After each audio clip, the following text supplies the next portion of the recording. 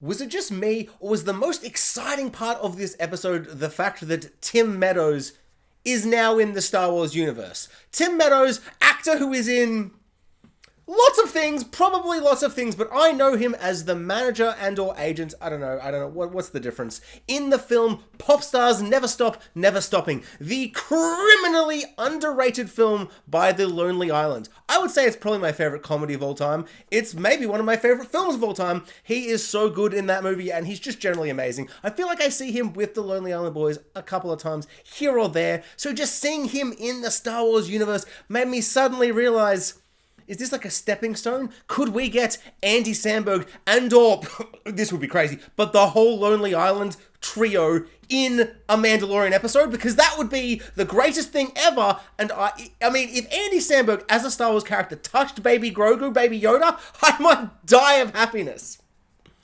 And I don't know, other things happened. There were pirates. There's that Davy Jones / Swamp Thing pirate. And he was like, I'm a villain. And then he exploded or died. Did he die? Who cares? Tim Meadows in Star Wars! So after last week's episode, which by no means did I hate. I did not hate last week's episode, despite my comments. I had a lot of fun with last week, but I found the Mandalorians to be dumb, to be idiotic, to be incapable of doing the shooty bang bang thing that they're known for to do. I mean, they are very much an army of Boba Fetts. Incompetent idiots that just look incredibly sexy and awesome and badass, but incompetent. And this week, it finally flipped the table on that situation and made all the villainous pirates look incompetent and bad. And they looked visually very cool. They all don't have human features. They all look like a warthog or a crocodile or a spiky villain from Buffy or whatever. They all aren't humans. And they seemed mildly competent because they took over Navarro and they're like, this is our town. And then a bunch of Boba Fetts rocked up and took them out with just super easy. They took them out super easily. And I know that I am complaining about the Boba Fetts being too incompetent and now they are too competent. It's just funny. It's just like, I just can't seem to read. Like, are they good fighters? Are they not good fighters? So the Swamp Thing pirates versus the army of Boba Fetts, that fight was fine.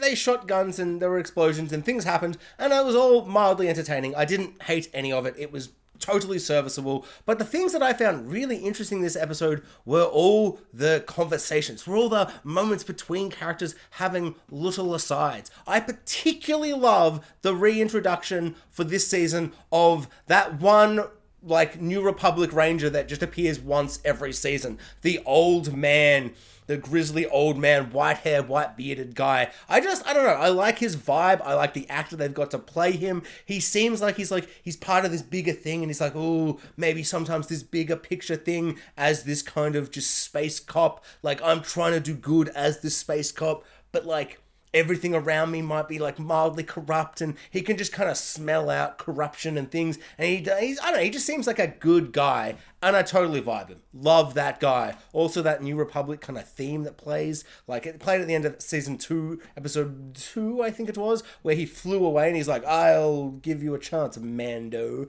And in this episode, it had the same kind of little riff going as he flew off at the end of his like scene. Love it. Just love it. Seeing a New Republic bar with just a bunch of like, I don't know, those pilots, those space cops just hanging out. Just a lot of fun. Also, was that the guy in the bar? The big purple monster creature? I know he's not a monster. He's just like a big horrifying looking creature, man. I don't know what they're called because I'm like a nerd, but there's like another level of nerd that would remember what that is. / in brackets that enjoyed Rebels. I didn't hate Rebels. I just felt like there was like every 4th episode was amazing and the rest was like I like it because it's Star Wars. Does that make it good?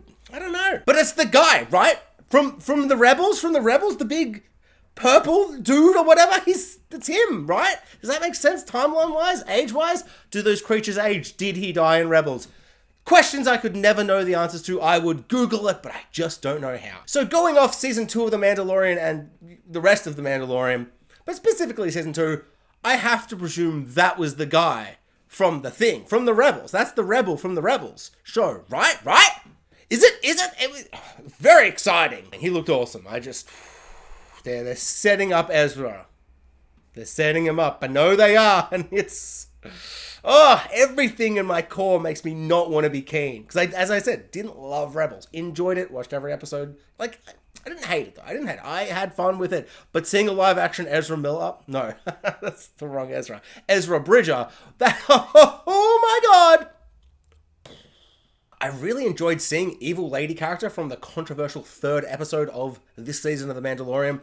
Just having her come back. I'm surprised by how quickly she came back into it. But it was so cool. Like, the camera just kind of did its shift focus, and she's just one of the people on the computers doing their bippity-boppity work or whatever, tapping on the computer, doing job stuff or whatever.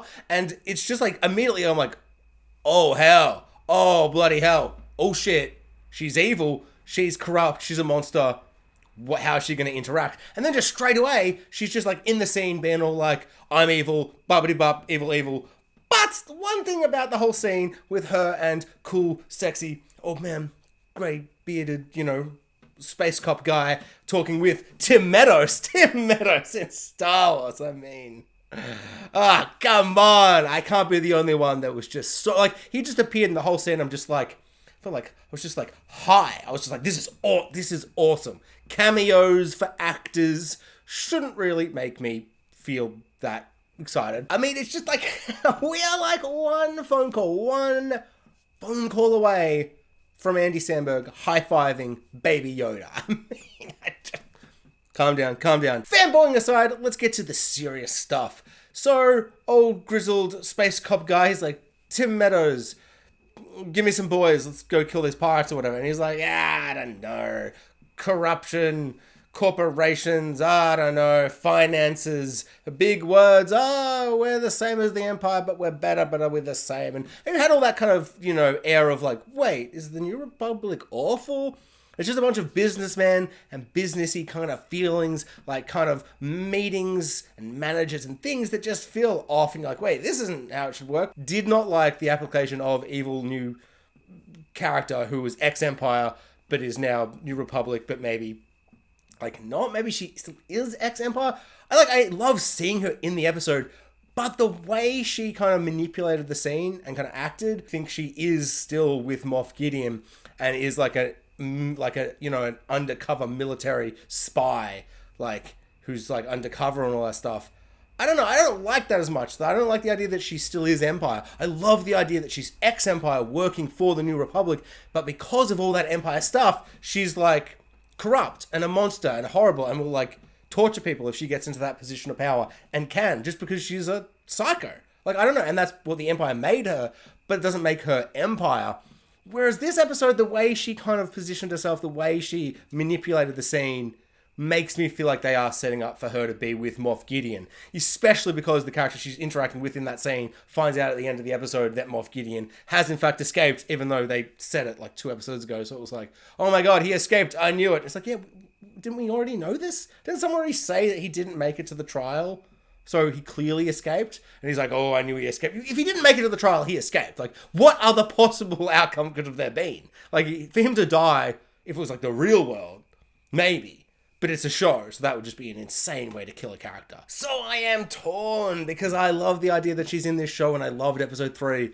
But now, if she's going to turn out to be a Moff Gideon kind of sympathizer and still be with him, I feel like it's going to undermine what I enjoyed about episode 3. So, this episode ends once again, for the 5th time in a row, on Bo-Katan. I think, maybe. I mean, to be honest, I'm just hearing that online. I didn't notice it. I've noticed some episodes ending with Bo-Katan, but if she hasn't, don't come at me. Come at the internet for telling me. But as far as I'm aware, this episode ends with another shot of Bo-Katan, and it got to that point and I went, ooh, another episode ending with Bo-Katan. That must mean something. And I was like literally standing up. Like, I was like, I'm done. Pause.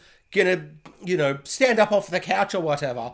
And it was like going to reach for the remote, and like another scene played, and I had like whiplash. I was like, what?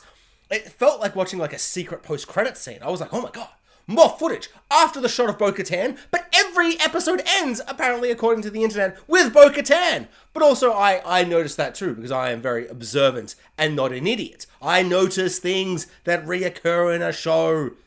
Sometimes, not this specific thing necessarily. So I don't know, just the fact that it didn't end on Bo-Katan and they felt this scene was so necessary to kind of put at the end of the episode just made me like on edge, like straight away. Like it just had this ominous atmospheric feeling. Like apart from all the Bo-Katan stuff, it was a really great scene.